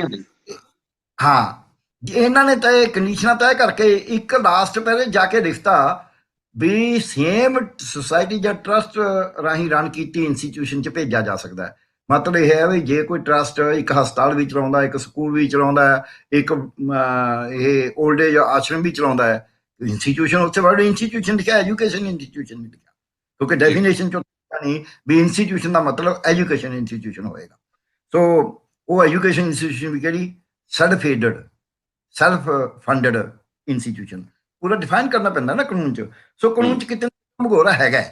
ਤੇ ਦੂਜਾ ਉਹ ਕਾਨੂੰਨ ਸੁਪਰੀਮ ਕੋਰਟ ਦੇ ਕਾਨੂੰਨ ਦੇ ਉਲਟ ਹੈ। ਤੀਜੀ ਗੱਲ ਜਿਹੜੀ ਆ ਵੀ ਹਰ ਸਾਲ ਦਾ ਇਹ ਹੋ ਗਿਆ। ਤੀਜਾ ਉਹਦੇ ਵਿੱਚ ਇਹ ਵੀ ਹੈ ਕਿ ਜਿਹੜੀ ਪ੍ਰੋਫਿਟੀਰਿੰਗ ਹੈ ਇਹ ਬਿਲਕੁਲ ਹੀ ਅਲਾਊਡ ਨਹੀਂ। ਹੁਣ ਇਹ 8% ਨਾਲ ਤਾਂ ਮੁਨਾਫਾ ਹੀ ਹੋਣਾ ਨਾ ਸਾਰਾ, ਕਿਉਂਕਿ 8% ਤੁਸੀਂ ਸਿੱਧਾ ਹੀ ਕਹਿਤਾ। ਉਹ ਕਹਿੰਦੇ ਸਾਡਾ 15 ਵਧਾਓ ਜੀ, 16 ਵਧਾਓ ਜੀ। ਸੋ ਇਸ ਕਰਕੇ 8% ਦੀ ਫਿਗਰ ਕਿਤੋਂ ਕੋਈ ਇਹਦਾ ਕੈਲਕੂਲੇਸ਼ਨ ਨਹੀਂ, ਕੋਈ ਇਹਦਾ ਲੌਜਿਕ ਨਹੀਂ ਹੈ। ਇਹ ਅੰਦਾਜ਼ਾ ਜਾਂ ਜੀ ਅਸੀਂ ਕਿਸ਼ਤ ਡੀਏ ਦੀ ਕਿੰਨੀ ਵਧਾਉਣੇ ਆ, ਫਲਾਣਾ ਕੀ ਕਰਦੇ ਆ, ਫਲਾਣਾ ਕੀ ਕਰਦੇ ਆ, ਇਹੋ ਜਿਹੀਆਂ ਪਚੱਦੀਆਂ ਗੱਲਾਂ ਨਾਲ ਇਹਨਾਂ ਨੇ ਚੱਕ ਕੇ ਕਰਤਾ, ਕਾਹਲੀ ਦੇ ਵਿੱਚ ਕਰਿਆ ਇਹ ਐਕਟ। ਫਿਰ ਕੈਪਟਨ ਸਰਕਾਰ ਨੇ ਕਿਹਾ ਸੀ ਅਸੀਂ ਇਹਨੂੰ ਬਦਲ ਦਾਂਗੇ, ਠੀਕ ਕਰ ਦਾਂਗੇ, ਪਰ ਉਹਨੇ ਠੀਕ ਕਰਨ ਦੀ ਵਜ੍ਹਾ ਉਹਨੇ ਕਹਿਤਾ ਤੁਸੀਂ ਹੋਰ ਵੀ ਜ਼ਿਆਦਾ ਵਧਾ ਸਕਦੇ ਹੋ। ਹੁਣ ਉਹਨਾਂ ਨੇ ਕੋਈ ਉਹ ਠੀਕ ਨਹੀਂ ਕਰਿਆ, ਬਲਕਿ ਇਸ ਐਕਟ 'ਚ ਇੱਕ ਹੋਰ ਵੀ ਹੈ, ਉਹ ਵੀ ਸੁਪਰੀਮ ਕੋਰਟ ਦੇ ਫੈਸਲਿਆਂ ਦੇ ਉਲਟੀ ਹੈ। ਇਹਦੇ ਵਿੱਚ ਲਿਖਤਾ ਕਿ ਕੇਵਲ ਬੱਚਾ ਜਾਂ ਉਹਦੇ ਮਾਪੇ ਹੀ ਜਾਂ ਉਹਦੇ ਜਿਹੜੇ ਗਾਰਡੀਅਨ ਨੇ, ਸਰਪ੍ਰਸਤ ਨੇ, ਉਹੀ ਜੇ ਕੋਈ ਸ਼ਿਕਾਇਤ ਕਰ ਸਕਦੇ ਨੇ, ਹੋਰ ਕੋਈ ਸ਼ਿਕਾਇਤ ਨਹੀਂ ਕਰ ਸਕਦਾ। ਇਹ ਕੁਦਰਤੀ ਨਿਆਂ ਦੀ ਉਲਟ ਹੈ, ਕਿਉਂਕਿ ਸ਼ਿਕਾਇਤ ਤਾਂ ਕੋਈ ਵੀ ਕਰ ਸਕਦਾ, ਸਵਾਲ ਹੈ ਉਹਨੂੰ ਐਗਜ਼ਾਮਨ ਕਰਨ ਦੀ ਲੋੜ ਹੁੰਦੀ ਹੈ। ਸੋ ਇਹਨਾਂ ਗੱਲਾਂ ਨੂੰ ਦੇਖਦੇ ਹੋਏ ਇੱਕ ਉਹਦੇ ਵਿੱਚ ਇਹ ਵੀ ਹੈ, ਜਿਹੜਾ ਇਹਦੇ 'ਚ ਲਿਖਿਆ ਨਹੀਂ, ਕਿ ਫੀਸ ਜਦ ਵੀ ਸਕੂਲਾਂ ਨੇ ਫਿਕਸ ਕਰਨੀ ਹੈ, ਕਿਸੇ ਵੀ ਐਜੂਕੇਸ਼ਨ ਇੰਸਟੀਟਿਊਸ਼ਨ ਨੇ, ਉਹ ਸਬਜੈਕਟ ਉਹਦੀ ਗਵਰਨਮੈਂਟ ਸਕਰੂਟਨੀ ਹੈ, ਗਵਰਨਮੈਂਟ ਕੋਲੇ ਉਹਨੂੰ ਜਸਟੀਫਾਈ ਕਰਨਾ ਪਊ। ਇਹਨਾਂ ਨੇ ਕਹਿਤਾ ਵੀ ਕੋਈ ਜਸਟੀਫਾਈ ਕਰਨ ਦੀ ਲੋੜ ਨਹੀਂ, ਜੇ ਕੋਈ ਸ਼ਿਕਾਇਤ ਆਊ ਤਾਂ ਦੇਖ ਲਾਂਗੇ। ਸੋ ਇਹ ਜਿਹੜੀਆਂ ਹੈਗੀਆਂ ਸਾਰੀਆਂ ਗੱਲਾਂ, ਇਹਦੇ ਉੱਤੇ ਹਾਈ ਕੋਰਟ ਨੇ ਬੜੇ ਸਖਤ ਟਿੱਪਣੀਆਂ ਕਰੀਆਂ ਹੋਈਆਂ ਨੇ ਵੀ ਬੋਰਡ ਕਹਿੰਦਾ ਕਿ ਸਾਡੇ ਕੋਲ ਤਾਂ ਹਰ ਸਾਲ ਇਹ ਆਪਦੀ ਆਡਿਟ ਸਟੇਟਮੈਂਟ ਫਾਈਲ ਕਰਦੇ ਨੇ, ਪਰ ਸਾਨੂੰ ਯਕੀਨ ਹੈ ਵੀ ਉਹ ਇਹਨਾਂ ਨੇ ਜੇ ਫਾਈਲ ਕਰੀ ਵੀ ਹੋਊ ਤਾਂ ਖੁੰਝੇ ਸੁੱਟ ਰੱਖੀ ਹੋਊਗੀ ਤੇ ਉਹ ਇਹਨਾਂ ਨੇ ਦੇਖੀ ਨਹੀਂ ਹੋਣੀ। ਉਹ ਜਦ ਸਾਡੀ ਕਮੇਟੀ ਨੇ ਰਿਪੋਰਟਾਂ ਮੰਗੀਆਂ, ਉਦੋਂ ਸੱਚੀ ਮੁੱਚੀ ਮਾਨਯੋਗ ਹਾਈ ਕੋਰਟ ਦਾ ਜੋ ਆਬਜ਼ਰਵੇਸ਼ਨ ਸੀ ਉਹ ਸੱਚੀ ਮੁੱਚੀ ਸਾਹਮਣੇ ਆਈ। ਉਹ ਕਹਿੰਦੇ ਸਾਡੇ ਕੋਲ ਤਾਂ ਹੈ ਹੀ ਨਹੀਂ, ਕੋਈ ਮਿਲ ਗਈ ਕੱਢੀ, ਕੋਈ ਹੈ ਨਹੀਂ, ਪਤਾ ਨਹੀਂ ਕਿੱਥੇ ਨੇ ਜੀ, ਕਿਵੇਂ ਨੇ ਜੀ। ਉਹ ਸਕੂਲ ਕਹਿੰਦੀ ਅਸੀਂ ਇਹਨਾਂ ਨੂੰ ਸਬਮਿਟ ਕਰਦੇ ਹਾਂ ਹਰ ਸਾਲ। ਸੋ ਇਸ ਗੱਲ ਚੋਂ ਜੋ ਮਾਨਯੋਗ ਹਾਈ ਕੋਰਟ ਦੀਆਂ ਟਿੱਪਣੀਆਂ ਸੀ, ਜੋ ਸੁਪਰੀਮ ਕੋਰਟ ਦੇ ਮਾਨਯੋਗ ਸੁਪਰੀਮ ਕੋਰਟ ਦੇ ਉਹਨਾਂ ਨੇ ਹੁਕਮ ਆਪਣੀ ਜਜਮੈਂਟ ਦੇ ਵਿੱਚ ਵੀ 20/545 ਰਿਟ ਨੰਬਰ ਹੈ ਉਹਦੇ ਵਿੱਚ ਪ੍ਰੋਡਿਊਸ ਵੀ ਕਰੇ, ਉਹ ਸਾਰਾ ਕੁਝ ਜਿਹੜਾ ਹੈਗਾ ਉਸ ਰਿਟ ਦੇ ਵਿੱਚ 2009 ਦੀ ਦੇ ਵਿੱਚ ਉਹਦੇ ਉਲਟ ਸੀ ਕਾਨੂੰਨ ਦਾ। ਪਰ ਫਿਰ ਵੀ ਇੱਕ ਸੇਵਿੰਗ ਕਲੌਜ਼ ਹੈਗੀ ਹੈ, ਮੈਨੂੰ ਨਹੀਂ ਪਤਾ ਕਿਵੇਂ ਯੂਜ਼ ਕਰਨਗੇ, ਕੀ ਕਰਨਗੇ ਗਾਂ, ਉਹ ਫਿਰ ਕੋਰਟ ਚੇਂਜ ਹੋ ਕੇ ਉਹਨੂੰ ਡਿਫੈਂਡ ਕਿਵੇਂ ਕਰਨਗੇ। ਉਹਦੀ ਧਾਰਾ 23(1) ਦੇ ਵਿੱਚ ਹੈ ਕਿ government can frame rules to give effect to this act. ਉਹ ਰੂਲਾਂ ਦੇ ਤਹਿਤ 23(1) ਦੇ ਤਹਿਤ ਜੇ ਨੋਟੀਫਿਕੇਸ਼ਨ ਇਹ ਜਾਰੀ ਕਰਦੇ ਨੇ ਕਿ ਇਸ ਐਕਟ ਨੂੰ ਇਫੈਕਟ ਦੇਣ ਵਾਸਤੇ ਅਸੀਂ ਇਹ ਜਾਣਨਾ ਚਾਹਾਂਗੇ ਕਿ ਸਕੂਲਾਂ ਨੇ ਫੀਸ ਜਾਇਜ਼ ਪਹਿਲਾਂ ਲਈ ਹੈ ਜਾਂ ਫਾਲਤੂ ਵਧਾ ਰੱਖੀ ਹੈ। ਉਹ ਸਕੂਲ ਨਹੀਂ ਫੀਸ ਤੈਅ ਕਰਨੀ ਚਾਹੁੰਦੇ ਨੇ, ਉਹ ਪਹਿਲਾਂ ਸਾਡੇ ਕੋਲ ਫਾਈਲ ਕਰਨ, ਸਾਰਾ ਉਹਦਾ ਫੈਸਲਾ ਹੋਣ ਤੱਕ ਕੋਈ ਫੀਸ ਨਹੀਂ ਵਧਾਉਣਗੇ, ਨਵੀਂ ਫੀਸ ਲੈਣਗੇ ਨਹੀਂ। ਸੋ ਉਹਦੇ ਤਹਿਤ ਕਹਿ ਸਕਦੇ ਵੀ 23(1) 'ਚ ਸਾਡੇ ਕੋਲ ਪਾਵਰ ਹੈ ਕਿ ਅਸੀਂ ਰੂਲ ਬਣਾ ਸਕਦੇ ਹਾਂ। ਅਸੀਂ ਰੂਲ ਇਹਨੂੰ ਬਣਾਇਆ ਕਿ ਵੀ ਐਤਕੀ ਫੀਸ ਜਿਹੜੀ ਹੈ ਇਹ ਵਧਾ ਕੇ ਚਾਰਜ ਨਹੀਂ ਕਰਨਗੇ, ਜਿਹੜੀ ਵਧਾਉਣਗੇ ਉਹਦੀ ਜਸਟੀਫਿਕੇਸ਼ਨ ਦੇ ਕੇ ਰੈਗੂਲੇਟਰੀ ਬਾਡੀ ਕੋਲ ਪੇਸ਼ ਕਰਨਗੇ। ਹੁਣ ਰੈਗੂਲੇਟਰੀ ਬਾਡੀ ਇਹਨਾਂ ਨੇ ਪਹਿਲਾਂ ਡਿਵੀਜ਼ਨ ਕਮਿਸ਼ਨ ਬਣਾਏ ਸੀ, ਫਿਰ ਉਹ ਗਿਣਤੀ ਵੱਡੀ ਹੁੰਦੀ ਸੀ, ਉਹਨਾਂ ਨੇ ਕਹਤਾ ਡੀਸੀਆਂ ਨੂੰ ਕਰ ਦਿਓ ਸਾਰਿਆਂ ਨੂੰ। ਹੁਣ 23 ਡੀਸੀ ਜਿਹੜੇ ਨੇ ਉਹ, ਤੇ ਡੀਸੀਆਂ ਕੋਲ ਤਾਂ ਆਪਦੇ ਕੋਲ ਵੇਲ ਨਹੀਂ, ਨਾ ਡੀਸੀ ਇਸ ਨੂੰ ਉਸ ਤਰੀਕੇ ਨਾਲ ਸਟੱਡੀ ਕਰਦੇ ਨੇ, ਪ੍ਰੈਸ਼ਰ ਜ਼ਿਆਦਾ ਪੈਂਦੇ ਨੇ ਐਗਜ਼ੈਕਟਿਵ ਤੇ। ਤਾਂ ਸੋ ਮੈਨੂੰ ਇਹ ਲੱਗਦਾ ਹੈ ਵੀ ਉਹਦੇ ਵਿੱਚ ਇਹਨਾਂ ਦੀ ਸੇਫਟੀ ਇੱਕ ਹੈਗੀ ਹੈ। ਇਹ ਇੱਕ ਹਾਈ ਕੋਰਟ ਦੇ ਜੱਜ ਸਾਹਿਬ ਦੇ ਤਹਿਤ ਕੋਈ ਕਮੇਟੀ ਬਣਾ ਦੇਣ ਆਹ ਨੋਟੀਫਿਕੇਸ਼ਨ ਕਰਨ ਵੇਲੇ ਕਿ 23(1) ਦੇ ਅੰਡਰ ਅਸੀਂ ਨੋਟੀਫਿਕੇਸ਼ਨ ਕਰਦੇ ਹਾਂ, ਤੇ ਜਿੰਨਾ ਚਿਰ ਜਿਹੜੇ ਸਕੂਲ ਨੇ, ਇੰਸਟੀਟਿਊਸ਼ਨਾਂ ਨੇ ਆਪਦੀ ਫੀਸ ਉਸ ਕਮੇਟੀ ਦੇ ਸਾਹਮਣੇ ਨਹੀਂ ਜਸਟੀਫਾਈ ਕਰਦੇ, ਉਹਨਾਂ ਚਿਰ ਉਹ ਫੀਸਾਂ ਵੱਧ ਚਾਰਜ ਨਹੀਂ ਕਰਨਗੇ। ਇਹ ਇਹਨਾਂ ਦੀ ਰਹਿ ਵੀ ਜਾਊਗੀ। ਹਾਈ ਕੋਰਟ ਨੇ ਵੀ ਮੰਨ ਲੈਣਾ ਵੀ ਠੀਕ ਹੈ ਜੀ, ਕਮੇਟੀ ਬਣਾਈ ਹੈ, ਤੁਸੀਂ ਆਪਦਾ ਜਸਟੀਫਾਈ ਕਰ ਦਿਓ, ਕਿਉਂਕਿ ਅਗਲੇ ਸਾਲ ਸੁਪਰੀਮ ਕੋਰਟ ਨੇ ਕਿਹਾ ਵੀ ਦੇ ਹੈਵ ਟੂ ਜਸਟੀਫਾਈ, ਔਰ ਸੁਪਰੀਮ ਕੋਰਟ ਦੀ ਸੇਫਟੀ ਹੈ ਨਾ। ਦੇਖੋ ਜੀ, ਸੁਪਰੀਮ ਕੋਰਟ ਸਾਨੂੰ ਕਹਿੰਦੀ ਹੈ, ਸੁਪਰੀਮ ਕੋਰਟ ਦਾ ਹੁਕਮ ਹੈ ਫੀਸ ਜਸਟੀਫਾਈ ਕਰਨੀ ਹੈ ਕਮੇਟੀ ਕੋਲੇ, ਰੈਗੂਲੇਟਰੀ ਬਾਡੀ ਕੋਲੇ। ਆਹ ਰੈਗੂਲੇਟਰੀ ਬਾਡੀ ਅਸੀਂ ਇਹਦੇ ਚ ਐਡੀਸ਼ਨ ਕਰਤਾ ਵੀ ਆਹ ਸੁਪਰ ਬਾਡੀ ਬਣਾਤੀ ਇੱਕ ਜੱਜ ਸਾਹਿਬ ਦੇ ਅੰਡਰ ਕਿ ਉਹਦੇ ਕੋਲ ਜਸਟੀਫਾਈ ਕਰ ਦਿਓ। 23 ਜ਼ਿਲ੍ਹਿਆਂ ਚ ਜਾ ਕੇ ਜਸਟੀਫਾਈ ਕਰਨਾ, ਯੂਨੀਫਾਰਮਿਟੀ ਨਹੀਂ ਰਹਿੰਦੀ ਸੀ। ਸੋ ਇਹ ਸੇਫਟੀ, ਪਰ ਮੈਨੂੰ ਲੱਗਦਾ ਨਹੀਂ ਵੀ ਇਹੋ ਜਿਹਾ ਕੁਛ ਕਰ ਲੈਣਗੇ, ਕਿਉਂਕਿ ਪਿੱਛੇ ਜਦ ਐਜੂਕੇਸ਼ਨ ਮਹਿਕਮੇ ਦਾ ਪ੍ਰਗਟ ਸਿੰਘ ਜਿਹੜੇ ਮਿਨਿਸਟਰ ਸੀ, ਉਹ 111 ਦਿਨ ਦੀ ਸਰਕਾਰ ਜੋ ਸਹਾਇਕ ਪ੍ਰੋਫੈਸਰ ਦੀ ਭਰਤੀ ਚ ਇਹਨਾਂ ਨੇ ਕੜੀ ਕੋਲੀ ਹੈ, ਉਸ ਤੋਂ ਮੈਨੂੰ ਪਤਾ ਲੱਗਦਾ ਹੈ ਵੀ ਇਹ ਦੇਖਦੇ ਦੂਸਰੇ ਕੁਝ ਨਹੀਂ, ਉਹੀ ਕਾਗਜ਼ੀ ਕੱਢਣ ਜਾਣਦੇ ਨੇ। ਸੋ ਜਿਹੜਾ ਗੱਲ ਸਾਹਿਬ, ਜਿਹੜਾ ਐਲਾਨ ਭਗਵੰਤ ਮਾਨ ਹੋਰਾਂ ਵੱਲੋਂ ਕੀਤਾ ਗਿਆ ਇਹਨੂੰ ਆਪਾਂ ਲਾਈਟਲੀ ਵੀ ਨਹੀਂ ਲੈ ਸਕਦੇ, ਕਿਉਂਕਿ ਇਹ ਚੀਜ਼ ਸੋਚ ਸਮਝ ਕੇ ਕੀਤੀ ਗਈ ਹੋਗੀ। ਤੇ ਉਹਨਾਂ ਨੇ ਨਾਲ ਹੀ ਇਹ ਵੀ ਕਿਹਾ ਕਿ ਪਾਲਿਸੀ ਦੀ ਵੀ ਉਹ ਗੱਲ ਕਰ ਰਹੇ ਨੇ। ਇਟ ਮੀਨਸ ਕਿ ਸਰਕਾਰ ਇਸ ਚੀਜ਼ ਨੂੰ ਸਮਝਦੀ ਹੈ ਕਿ ਉਹਨਾਂ ਦੀ ਪਾਲਿਸੀ ਜਿਹੜੀ ਹੈਗੀ ਇਸ ਵਕਤ ਉਹਦੇ ਚ ਖੋਟ ਹੈ, ਤੇ ਉਹਨੂੰ ਜਿਹੜੀ ਚੁਣੌਤੀ ਹੈਗੀ, ਕਾਨੂੰਨੀ ਚੁਣੌਤੀ, ਤੁਹਾਡੇ ਹਿਸਾਬ ਨਾਲ ਜਿਹੜੇ ਪ੍ਰਾਈਵੇਟ ਸਕੂਲਾਂ ਦੀਆਂ ਜਥੇਬੰਦੀਆਂ ਨੇ, ਜੋ ਕਿ ਬੜੀ ਵੱਡੀ ਲੌਬੀ ਹੈ, ਉਹ ਕਾਨੂੰਨੀ ਪੱਧਰ ਉੱਤੇ ਇਸ ਨੂੰ ਚੁਣੌਤੀ ਬਹੁਤ ਮਜ਼ਬੂਤੀ ਨਾਲ ਦੇ ਸਕਦੇ ਨੇ ਜੇ ਇਹ ਪਾਲਿਸੀ ਦੇ ਵਿੱਚ ਛੇਤੀ ਤਰਮੀਮ ਨਾ ਕੀਤੀ ਗਈ। ਦੇਖੋ ਜੀ, ਪਹਿਲੀ ਗੱਲ ਤਾਂ ਪਾਲਿਸੀ ਨਾ ਕਹੀਏ, ਐਕਟ ਹੈ ਉਹ। ਪਾਲਿਸੀ ਦੇ ਤਾਂ ਕਮਜ਼ੋਰ ਹੁੰਦੀ ਹੈ ਸਰਕਾਰ, ਜਾਂ ਦੂਜੀ ਤਰ੍ਹਾਂ ਜਦ ਕਾਨੂੰਨ ਬਣਿਆ ਹੋਇਆ, ਕਾਨੂੰਨ ਦੇ ਉਲਟ ਸਰਕਾਰ ਜਾ ਨਹੀਂ ਸਕਦੀ। ਉਹ ਪਹਿਲੀ ਬੇਸਿਸ ਸਟੇ ਲੈ ਜਾਣਗੇ, ਉਹ ਕਾਨੂੰਨ ਉਲਟ ਜਾ ਕੇ ਉਹ ਸਟੇ ਨਾ ਲੈ ਸਕਣ। ਉਹਦੇ ਚ ਸੇਫਟੀ 23(1) ਹੈ ਕਾਨੂੰਨ ਦੀ ਧਾਰਾ, ਜਿਹਦੇ ਤਹਿਤ ਜੇ ਨੋਟੀਫਿਕੇਸ਼ਨ ਕਰਦੇ ਨੇ, ਮੈਨੂੰ ਨਹੀਂ ਪਤਾ ਉਸ ਦੇ ਤਹਿਤ ਕਰਨਗੇ, ਕਿਉਂਕਿ ਮੈਨੂੰ ਸ਼ੰਕਾ ਹੈ ਇਹ ਜਿਹੜਾ ਤੁਸੀਂ ਕਹਿੰਦੇ ਹੋ ਨਾ, ਸੋਚ ਸਮਝ ਕੇ ਜੇ ਸੋਚ ਸਮਝ ਕੇ ਕਰਿਆ ਹੁੰਦਾ ਤਾਂ ਉਹ ਕਹਿੰਦੇ ਵੀ ਐਕਟ ਦੇ ਵਿੱਚ, ਐਕਟ ਇਹਨਾਂ ਨੂੰ ਇਹ ਗੱਲ ਅਲਾਓ ਨਹੀਂ ਕਰਦਾ ਸੀ। ਇਹ ਐਕਟ ਦੇ ਹੁੰਦੇ ਇਹ ਗੱਲ ਅਨਾਉਂਸ ਨਹੀਂ ਕਰ ਸਕਦੇ। ਐਕਟ ਨੂੰ ਪਹਿਲਾਂ ਅਮੈਂਡ ਕਰਦੇ, ਸੈਸ਼ਨ ਗਿਆ ਸੀ ਉਹਦੇ 'ਚ ਅਮੈਂਡ ਕਰ ਦਿੰਦੇ। ਜੇ ਅਮੈਂਡ ਕਰਿਆ ਹੁੰਦਾ ਨਹੀਂ, ਇੱਥੇ ਚੀਜ਼ ਵੇਖਣ ਵਿੱਚ ਆ ਰਹੀ ਵੀ ਕਈ ਚੀਜ਼ਾਂ ਜਿਹੜੀ ਲੈਜਿਸਲੇਟਿਵ ਪੱਧਰ ਤੇ ਕਰਨੀਆਂ ਸੀ, ਸੈਸ਼ਨ ਲੰਘ ਗਿਆ ਤੇ ਉੱਥੇ ਇਹ ਸਾਰੀਆਂ ਚੀਜ਼ਾਂ ਕੀਤੀਆਂ ਨੇ ਗਈਆਂ। ਜਵਾਨੀ ਕਲਾਮੀ ਬਹੁਤ ਗੱਲਾਂ ਕੀਤੀਆਂ ਜਾ ਰਹੀਆਂ, ਕੱਲ ਨੂੰ ਅਦਾਲਤਾਂ ਵਿੱਚ ਖੜਨਗੀਆਂ ਨਹੀਂ ਖੜਨਗੀਆਂ, ਤੇ ਉਹ ਜਿਹੜਾ ਵਿਧਾਨ ਸਭਾ ਦੇ ਵਿੱਚ ਸਾਰੇ ਦੇ ਸਾਰੇ ਕਾਨੂੰਨ ਲਿਜਾਣੇ, ਉਹਨਾਂ ਨੂੰ ਵੈਟ ਕਰਵਾ ਕੇ ਪਾਸ ਕਰਵਾਉਣਾ ਤੇ ਉਹਦਾ ਇੱਕ ਆਧਾਰ ਬਣਾਉਣਾ ਤਾਂ ਬਹੁਤ ਜ਼ਰੂਰੀ ਚੀਜ਼ਾਂ ਨੇ। ਲੇਕਿਨ ਉਹ ਐਲਾਨ ਹੈਗੇ ਨੇ, ਕੱਲ ਨੂੰ ਉਹਨਾਂ ਨੂੰ ਵੈਲਿਡਿਟੀ ਕਿੰਨੀ ਕੁ ਮਿਲ ਪਾਏਗੀ ਮੌਜੂਦਾ ਐਕਟ ਦੀ ਰੋਸ਼ਨੀ ਦੇ ਵਿੱਚ? ਉਹਨੂੰ ਵੈਲਿਡਿਟੀ ਦਿੱਤੀ ਜਾ ਸਕਦੀ ਹੈ। ਦੇਖੋ ਗੱਲ ਇਹ ਹੈ, ਮੈਂ ਕੋਈ ਸਰਕਾਰ ਦੇ ਉੱਤੇ ਨਹੀਂ ਕਹਿੰਦਾ ਵੀ ਸਰਕਾਰ ਸੋਚਦੀ ਹੋ ਨਹੀਂ, ਪਰ ਜੋ ਮੇਰਾ ਤਜਰਬਾ ਹੋਇਆ ਨਾ ਪਿਛਲੇ ਸਮੇਂ 'ਚ ਦੇਖ ਕੇ ਵੀ ਸਿੱਖਿਆ ਮਹਿਕਮਾ ਕਰ ਕੀ ਰਿਹਾ, ਉਹਦੇ 'ਚੋਂ ਮੈਨੂੰ ਲੱਗਦਾ ਵੀ ਸਿੱਖਿਆ ਮਹਿਕਮਾ ਅਜੇ ਵੀ ਆਪਣੀ ਚਾਲ ਚੱਲ ਰਿਹਾ ਹੈ। ਤੁਸੀਂ ਦੇਖੋ, ਜੇ ਇਹ ਸਿੱਖਿਆ ਮਹਿਕਮਾ ਇਸ ਦੀ ਅਮੈਂਡਮੈਂਟ ਦੀ ਪ੍ਰਪੋਜ਼ਲ ਬਣਾ ਦੇ ਐਕਟ ਦੀ, ਇਹ 8% ਤੇ ਆ ਜਿਹੜਾ ਉਹ ਅਮੈਂਡਡ ਸੀ, ਇਹ ਸਾਰਾ ਇਨ ਸੁਪਰਸੈਸ਼ਨ ਆਫ ਦੈਟ ਵੀ 3 ਸਾਲਾਂ ਬਾਅਦ ਫੀਸ ਵਧਾਇਆ ਕਰਨਗੇ ਤੇ ਇਹ ਕਮੇਟੀ ਦੇ ਸਾਹਮਣੇ ਜਸਟੀਫਾਈ ਕਰਿਆ ਕਰਨਗੇ। ਇਹ ਅਮੈਂਡਮੈਂਟ ਜਿਹੜੀ ਹੈ ਇਹ ਕੈਬਨਿਟ 'ਚ ਪਹਿਲਾਂ ਪਾਸ ਹੋਣੀ ਹੁੰਦੀ ਹੈ, ਪਹਿਲਾਂ ਸੀਐਮ ਕੋਲ ਜਾਂਦੀ ਹੈ, ਲਾ ਡਿਪਾਰਟਮੈਂਟ ਵੈਟ ਕਰਦਾ ਹੈ, ਪਰਸੋਨਲ ਡਿਪਾਰਟਮੈਂਟ ਦੇਖਦਾ ਹੈ, ਫਿਰ ਉਸ ਤੋਂ ਬਾਅਦ ਇਹਦੇ 'ਚ ਵੈਟ ਹੁੰਦੀ ਹੈ, ਆਪਣਾ ਸੀਐਮ ਦੇ ਕੋਲ ਜਾਂਦੇ ਆ, ਸੀਐਮ ਦਾ ਪ੍ਰਿੰਸੀਪਲ ਸੈਕਟਰੀ ਦੇਖਦਾ ਹੈ, ਫਿਰ ਕੈਬਨਿਟ 'ਚ ਜਾਂਦੀ ਹੈ ਜਿੱਥੇ ਚੀਫ ਸੈਕਟਰੀ ਉਹਦਾ ਕੈਬਨਿਟ ਦਾ ਸੈਕਟਰੀ ਹੁੰਦਾ ਹੈ। ਸੋ ਉਹ ਕੈਬਨਿਟ ਦੇ ਵਿੱਚ ਕਰਕੇ ਉਦੋਂ ਬਾਅਦ ਉਹਨੇ ਅਸੈਂਬਲੀ ਜਾਂਦਾ, ਉਹ ਕਹਿੰਦੇ ਵੀ ਸਬਜੈਕਟ ਟੂ ਦੈਟ ਅਸੀਂ ਅਮੈਂਡਮੈਂਟ ਕਰਾਂਗੇ, ਕਾਨੂੰਨ ਦੀ ਆ ਹੈ। ਰੂਲਾਂ ਨੂੰ ਇਹ ਅਮੈਂਡ ਕਰ ਸਕਦੇ ਨੇ, ਰੂਲਾਂ ਦੇ ਵਿੱਚ ਅਮੈਂਡਮੈਂਟ ਕਰਦੇ ਨੇ। ਉਹ ਜਿਹੜੀ ਅਮੈਂਡਮੈਂਟ ਹੈ ਉਹ ਤਾਂ ਲਿਖਿਆ ਹੀ ਕਾਨੂੰਨ 'ਚ ਇਹ ਪਾਵਰ ਦਿੱਤੀ ਹੋਈ ਹੈ ਕਿ ਇਹ ਕੈਬਨਿਟ ਉਹਨਾਂ ਨੂੰ ਕਰ ਦੇਵੇ, ਉਸ ਤੋਂ ਬਾਅਦ ਅਸੈਂਬਲੀ 'ਚ ਜਦ ਵੀ ਸੈਸ਼ਨ ਆਏਗਾ ਉੱਥੇ ਟੇਬਲ ਕਰਨੀ ਹੈ। ਸੋ ਮੈਂ ਇਹ ਕਹਾਂ ਕਿ ਪਿਛਲੇ ਸਮੇਂ ਦਾ ਲੈਕਚਰਾਰਾਂ ਦੀ ਭਰਤੀ, ਸਹਾਇਕ ਪ੍ਰੋਫੈਸਰ ਦੀ ਭਰਤੀ 'ਚ ਜੋ ਇਹਨਾਂ ਦਾ ਹਾਲ ਮੈਂ ਦੇਖਿਆ ਹੈ, ਇਹਨਾਂ ਨੇ ਤਾਂ ਕਾਨੂੰਨ ਫੋਲੋ ਹੀ ਨਹੀਂ ਕਰਿਆ। ਜਿਵੇਂ ਉਸ ਭਰਤੀ 'ਚ ਜੇ ਤੁਸੀਂ ਪਬਲਿਕ ਸਰਵਿਸ ਕਮਿਸ਼ਨ ਜੋ ਪੋਸਟਾਂ ਬਾਹਰ ਕੱਢਣੀਆਂ ਨੇ ਤਾਂ ਤੁਹਾਨੂੰ ਨੋਟੀਫਿਕੇਸ਼ਨ ਕਰਨੀ ਪਏਗੀ, ਇਹਨਾਂ ਨੇ ਨੋਟੀਫਿਕੇਸ਼ਨ ਹੀ ਨਹੀਂ ਕਰੀ। ਜੇ ਤੁਸੀਂ ਨੋਟੀਫਿਕੇਸ਼ਨ ਨਹੀਂ ਕਰੀ ਤਾਂ ਇਲੀਗਲ ਹੈ। ਐ ਜਵਾਨੀ ਕਹਿਣ ਨਾਲ ਥੋੜੋ ਹੈ, ਇਹ ਮਹਾਰਾਜਾ ਅਕਬਰ ਹੈ, ਤੁਸੀਂ ਜਵਾਨੀ ਕਹਿ ਸਕਦੇ ਹੋ, ਪਰ ਉਹ ਕਹੇ ਹੋਏ ਨੂੰ ਤੁਹਾਨੂੰ ਵਿਧੀਵਤ ਜਿਹਨੂੰ ਅਸੀਂ ਕਹਿੰਦੇ ਆ ਮਰਿਆਦਾ ਦੇ ਤਹਿਤ ਉਹਨੂੰ ਕਾਨੂੰਨ ਦੇ ਰੂਪ 'ਚ ਲਿਜਾਣਾ ਹੁੰਦਾ ਹੈ। ਮੋਦੀ ਸਾਹਿਬ ਨੇ ਕਿਹਾ ਹੁਣ ਵਾਪਸ, ਪਰ ਉਹ ਕੈਬਨਿਟ 'ਚ ਪਾਸ ਹੋਏ, ਕੈਬਨਿਟ 'ਚ ਪਾਸ ਹੋਣ ਤੋਂ ਬਾਅਦ ਲੋਕ ਸਭਾ 'ਚ ਗਏ, ਲੋਕ ਸਭਾ ਤੋਂ ਬਾਅਦ ਰਾਜ ਸਭਾ 'ਚ ਪਾਸ ਹੋਇਆ, ਰਾਜ ਸਭਾ 'ਚੋਂ ਰਿਪੀਲ ਦਾ ਪਾਸ ਹੋ ਕੇ ਪ੍ਰੈਜ਼ੀਡੈਂਟ ਸਾਹਿਬ ਕੋਲ ਗਏ, ਉੱਥੋਂ ਯੈਸ ਹੋਣ ਤੋਂ ਬਾਅਦ ਨੋਟੀਫਿਕੇਸ਼ਨ ਹੋਈ ਤਾਂ ਉਹ ਵਾਪਸ ਹੋਏ ਨੇ।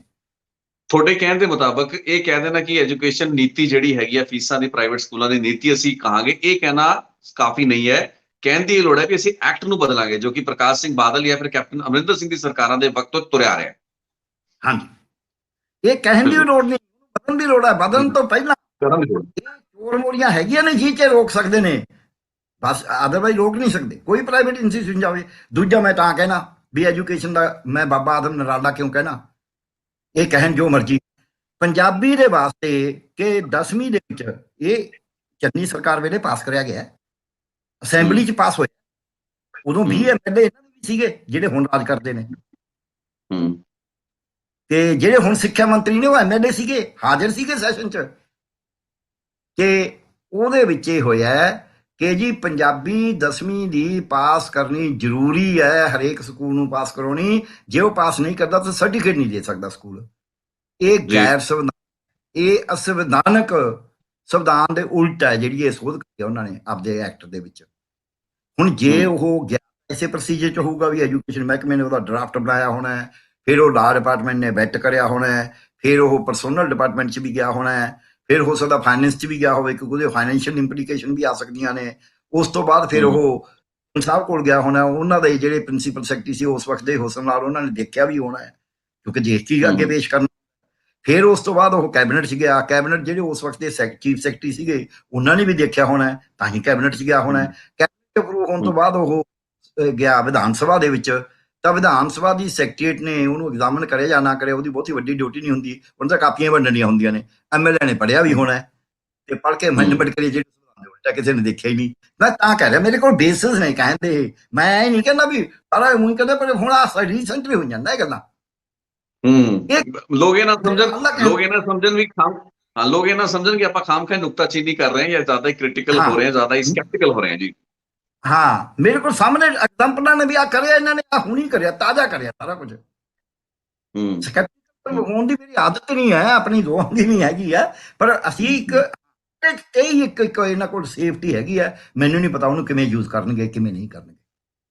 ਡਾਕਟਰ ਗਰਗ, ਜਦੋਂ ਤੁਸੀਂ ਇਸ ਹਾਈ ਪਾਵਰਡ ਕਮੇਟੀ ਦੇ ਵਿੱਚ ਇਸ ਕੇਸ ਨੂੰ ਐਗਜ਼ਾਮਿਨ ਕਰ ਰਹੇ ਸੀ, ਤੁਹਾਡੇ ਸਾਹਮਣੇ ਕੀ ਗੱਲਾਂ ਬਾਤਾਂ ਨਿਕਲ ਕੇ ਆਈਆਂ, ਉਹ ਥੋੜਾ ਜਿਹਾ ਖੁਲਾਸੇ ਦੱਸੋ ਕੀ ਹੋਏ ਜਦੋਂ ਪ੍ਰਾਈਵੇਟ ਸਕੂਲਾਂ ਨੇ ਆਪਣਾ ਵੀ ਪੱਖ ਰੱਖਿਆ।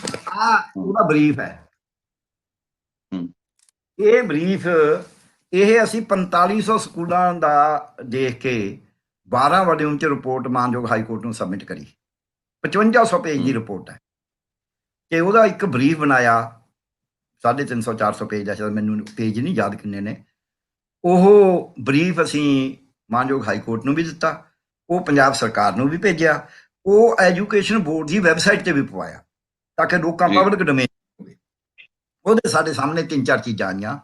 ਇੱਕ ਤਾਂ ਇਹ ਸੀ ਵੀ ਜਿਹੜੇ ਸਕੂਲ ਸੀਗੇ ਉਹਨਾਂ ਨੇ ਸਾਨੂੰ ਡਾਟਾ ਦੇਣ 'ਚ ਕਾਫੀ ਟਾਈਮ ਲਗਾਇਆ ਤੇ ਸਾਨੂੰ ਕਾਫੀ ਕਈ ਜਗ੍ਹਾ ਤੇ ਤਾਂ ਸਖਤੀ ਕਰਨੀ ਪਈ ਵੀ ਜੇ ਤੁਸੀਂ ਡਾਟਾ ਨਹੀਂ ਦਿਓਗੇ ਤਾਂ ਅਸੀਂ ਤੁਹਾਡਾ ਸਰਕਾਰ ਨੂੰ ਲਿਖ ਦਾਂਗੇ ਕਿ ਤੁਹਾਡੇ ਸਕੂਲ ਦਾ NOC ਵਿਡਰਾ ਕਰ ਲੈ, ਕਿਉਂਕਿ ਹਾਈ ਕੋਰਟ ਦਾ ਆਰਡਰ ਸੀ ਕਿ ਉਹਨਾਂ ਨੂੰ ਡਾਟਾ, ਔਰ ਸਾਡੇ ਕੋਲ ਪਾਵਰ ਸੀ ਕਿ ਅਸੀਂ ਵਿਡਰਾ ਕਰਨ ਦੀ ਗੱਲ ਕਰੀਏ।